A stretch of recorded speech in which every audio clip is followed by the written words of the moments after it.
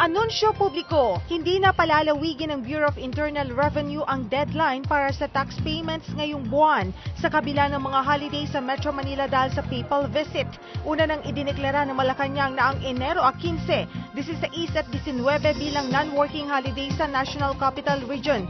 Gayunman, nanindigan si BIR Chief Kim Henares na hindi na nila palalawigin pa ang tax payment deadline sa buwang ito. Nakatakda sa January 20 ang BIR deadline para sa filing ng monthly value-added tax declaration at monthly percentage tax return.